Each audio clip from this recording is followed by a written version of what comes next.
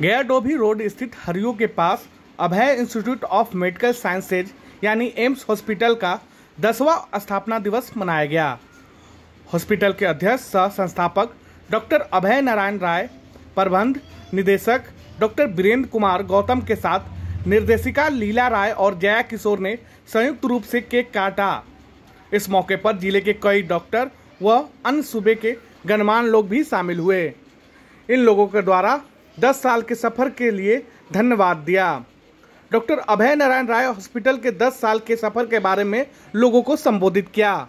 उन्होंने कहा कि अस्पताल के सलाहकार doctor Dinanath Kumar, doctor Ratan Kumar, doctor Mrityunjay Kumar, doctor Jayendra Kumar, doctor Renu Singh, doctor Shailendra Kumar आदि के सहयोग से ही हॉस्पिटल में सभी प्रकार के मरीजों का इलाज संभव हो पाया है। इस दौरान उन्होंने अलग अलग इलाजों के बारे में भी यहाँ लोगों को अवगत कराया।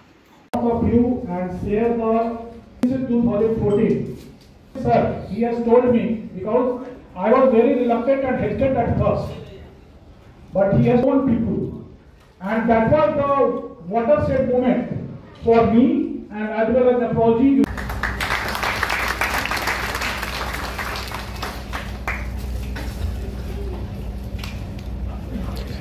Dr.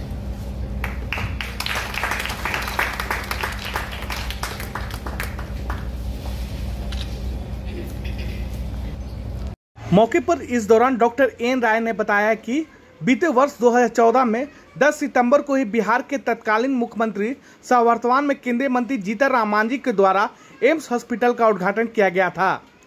उन्होंने कहा कि इस अस्पताल का शुभारंभ करना मुख्य उद्देश्य ये था कि गया में जो कई अस्पतालों में असुविधा उपलब्ध नहीं की जा रही है, वो सुविधा इस हॉस्पिटल के माध्यम से लोगों को दिया जाए। उन्होंने कहा कि हॉस्पिटल के लोगों को सहयोग करने में कायम है। उन्होंने ये भी कहा कि सबसे पहले इस अस्पताल में डायलिसिस करने की शुरुआत की गई थी, जिसके लिए लोग पटना या किसी अन्य स्थानों पर जाते थे। क्या कुछ कहा है डॉक्टर एन राय, सुनिए। डॉक्टर कुमार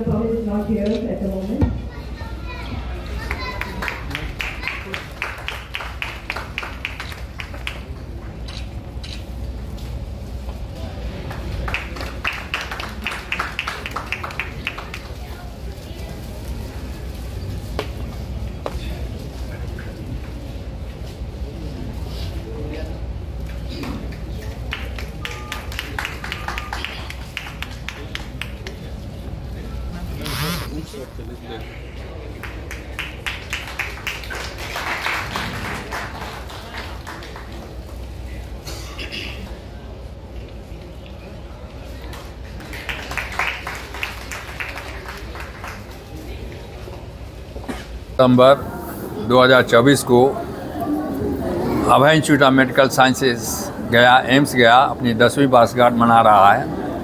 आज ही के दिन 2014 में एम्स का उद्घाटन तत्कालीन मुख्यमंत्री श्री जीतन राम मांझी जी ने किया था।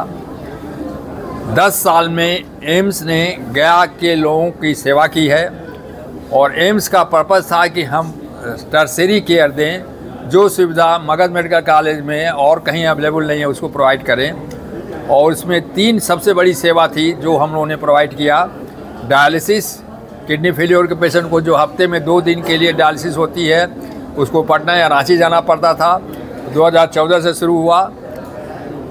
आज से 5 साल पहले हम लोगों ने जो है वो शुरू कर दिया कैथ लैब। और नेक्स्ट जो सबसे ये है कि न्यूरो सर्जरी, बिकॉज गया डोभी रोड जो है बिजी रोड है, एक्सीडेंट होते रहते हैं, न्यूरो हेड इंजरी होती रहती है, न्यूरो सर्जरी की व्यवस्था नहीं थी। ये 3 सुपर स्पेशलिटी हम लोगों ने किया। इसके साथ साथ यूरोलॉजी भी हमारे पास है, सर्जरी है। और जहाँ तक स्पेशलिटी एक जो हम लोगों ने नया चीज़ जो दिया है वो ब्लड बैंक तो हमारे गया में 3 हैं, एक मेडिकल कॉलेज में है, एक पिलग्रिम हॉस्पिटल में है और एम्स में है। लेकिन हम लोग ने इस साल से कंपोनेंट सेपरेटर शुरू किया है।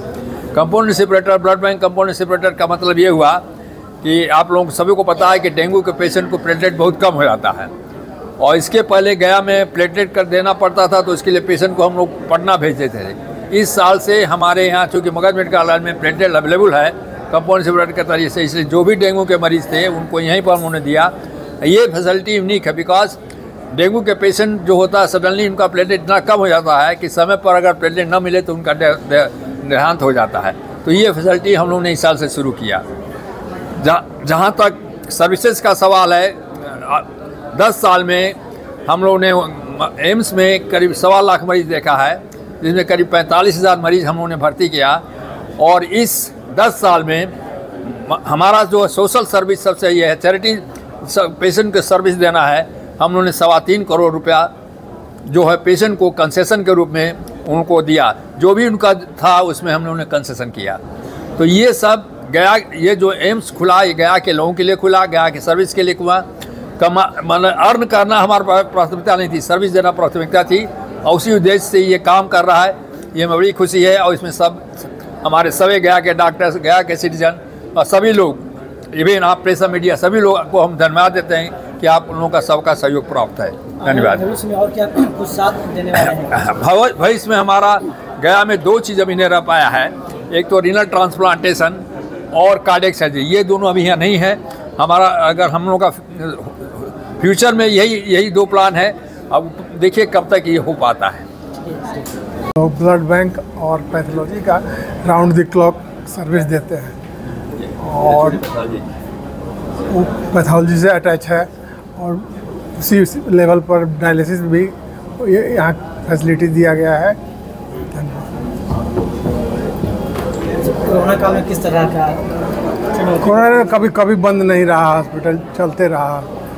जो मैंने जांच के था, सामान का कमी महसूस होता था, कैसे इंतजाम करके काम चलाया गया। 10 साल पूरा हो गया है। 10 साल पूरा होने के लिए मैं आप लोगों को बधाई देना चाह रही हूँ, जनता को, गया की जनता को बधाई देती हूँ कि आप लोग के सहयोग से ये हॉस्पिटल मेरे पिताजी का इच्छा अनुसार सफलता से चला है। इनकी बस यही इच्छा थी कि गया के जनता की सेवा करें, सेवा ही उनका उद्देश्य था, पैसा कमाना कभी भी उनका उद्देश्य नहीं रहा है। जैसा कि आप लोग को पता चला होगा, कोरोना काल में भी इन्होंने सबको जितने कम पैसे में इलाज किया जा सके वो सारा प्रोवाइड किया था। उनका बस यही उद्देश्य रहा है कि हम गया में कमाए हैं तो गया के वासियों को हम वापस कर सकें। यही उद्देश्य के साथ इन्होंने किया है शुरू, और भगवान की दया से ये चलता ही रहेगा। धन्यवाद। मैं जया किशोर, डायरेक्टर हूँ एम्स में।